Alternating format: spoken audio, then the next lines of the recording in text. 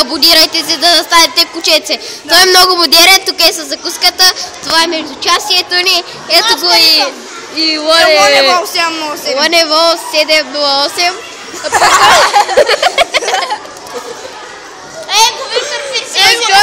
Пак той изобщо не е модерен, само ги гледайте, той е много грозен. Той е много грозен. Само аз съм модерен. Да, не е най-модерен. И Васко. Алейна е най-модерна. Защото който види колата, дето съм написал, ще е много хубаво клипа.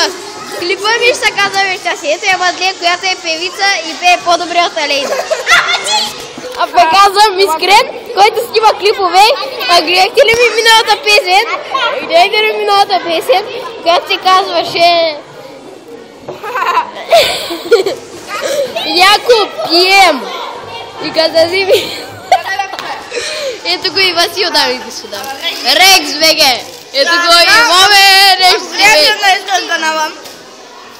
Така, Рекс БГ, който снима Майнкрафт, той изобщо не е известен, който го гледал да го гледа. Ето го и Лоневол от Крафт. Надявам се от 707. Надявам се от втория ми канал пак да се абонирате към това. Ето ми лицето, ако някой не е виждал. Ама се, Рекс БГ. Ясиме.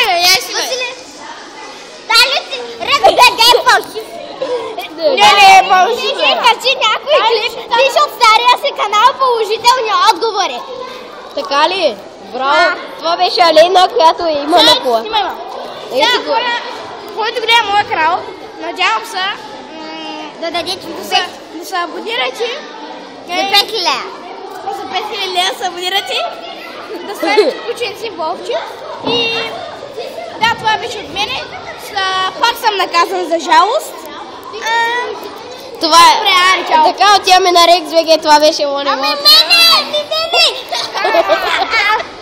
Сега какво да кажа? Ами аз имам Майнкрафт, напишете чат с кучето.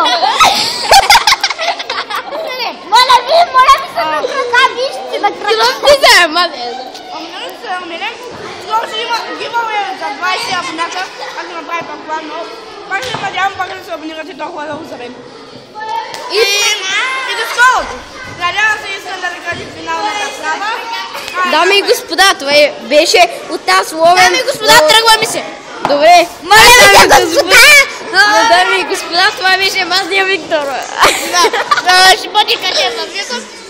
Ето ги едните, къде танцуват. Абонирайте се за нас двамата. Това е нашето междучасие.